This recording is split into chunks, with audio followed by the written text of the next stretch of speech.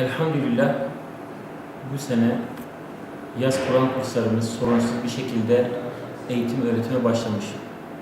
Yaz Kur'an kurslarımızda şu an itibariyle resmi kayıtlı 4000'den fazla öğrencimiz, gayri resmi daha kayıt aşamasında, kayıt süreci çünkü devam ediyor. Kayıt aşamasında 7500'e yakın öğrencimiz şu an eğitim öğretim görüyor. Bugün itibariyle son kayıtları inşallah alacağız. Bütün camilerimizde, bütün Kur'an kurslarımızda 200'den fazla camimiz ve Kur'an kursumuz, 250'den fazla Kur'an kursu öğreticisi, İmam Hatip ve müezzin kayyım, hatta İmam Hatip Lisesi'nden ve din kültürü öğretmenlerinden takviye hoca aldık. Şu an eğitim öğretimimiz devam etmektedir.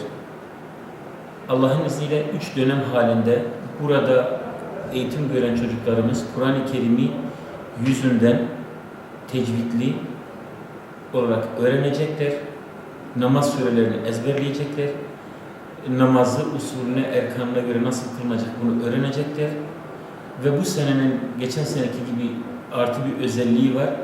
Ramazan ayına denk geldiği için yaz Kur'an kurslarımızda öğrencilerimiz orucun maneviyatını, orucu ve teravihi de yaşayacaklar. Bu da bu senenin ayrı bir bereketi. Belki öğrencilerimiz biraz yorulacaklar. Çünkü oruçta susayacaklar. Yaz günleri uzundur, sıcaktır. Ama daha bu yaşta Allah'a ibadet etmenin, Allah için yorulmanın, terlemenin, acıkmanın, susamanın anlamını şimdiden öğrenecekler ve bununla yoğrulacaklar. Bu bir güzelliktir. Midyat halkımızdan, özellikle cami cemaatimizden, özellikle camilere devam eden yaşlı cemaatimizden çocuklarımıza şefkatle ve merhametle yaklaşmalarını istiyoruz. Çocuklarımız camiye geldiklerinde bir haylazlık yapabilirler, yaramazlık yapabilirler, gürültü patırtı çıkarabilirler. Neticede bunlar bizim evlatlarımız. Varsa bu gürültü patırtıyı benim camimde yapsın. Varsın gürültü patırtısını, sıkıntısını, gürültüsünü cami. Eğer herhangi bir kusur, bir eksiklik görürlerse, çocuğun camide takla attığını gördü veya mihraba çıktığını gördü, minbere çıktığını gördü, hocanın cübbesini giydiğini gördü, şiddetle karşılık vermesinler, onları dövmesinler, onları uyarsınlar, nasihat etsinler, sevsinler. Biz burada Yüce Rabbimizin kitabı olan Kur'an-ı Kerim'i öğretmeye çalışıyoruz. Tabii harflerden başlıyoruz. Rağbet çok fazla, kızlarımız, herkes camilere koşturuyor. Amacımız dinimizin gereklerini, öğretilerini öğretmek, insanları faydalandırmak, Kur'an-ı Kerim'i en güzel şekilde öğretmek. Rağbet çok fazla, yaklaşık 40-45 tane öğrencimiz var. Şu anda ben Kur'an-ı Kerim'deyim. Kur'an'ı hatmetmek ve daha iyi bir şekilde öğrenmeyi düşünüyorum. Bu yüzden burada Kur'an-ı Kerim okuyorum.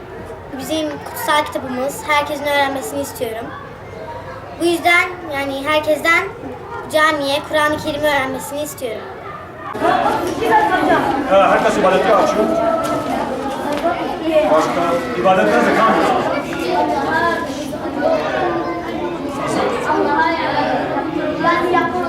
Yakın olmak, Allah'a yakın olmak için yaptığımız fiiller değil mi? Başka namazımız, ibadetlerdir. Ben Cevat Turgut, Hacı Süleyman Ceylan ve Abdülkadir Şimşek Camisi'nde görevliyim. Buradaki yaz Kur'an kursunda 100'e yakın öğrencimiz vardır.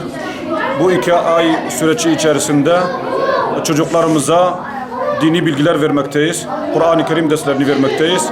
Her gün 2 ders Kur'an-ı Kerim, 1 ders dini bilgiler veriyoruz. İtikat, ibadet, siyer ve ahlak konularını çocuklarımıza bilgi olarak vermekteyiz.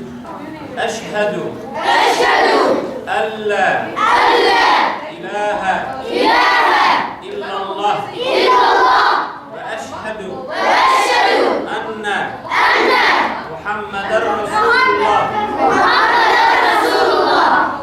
Takbir! Allahu Ekber! Takbir! Eşhedü en la ilahe illallah. Çekil, dur.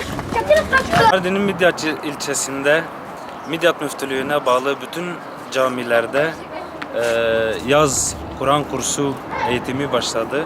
İşte biz de bu camilerden birinde bu eğitimi yerinde görmek için geldik. Hocalarımızla beraber öğrencileri gördük. Adnan Oğuz İlkay.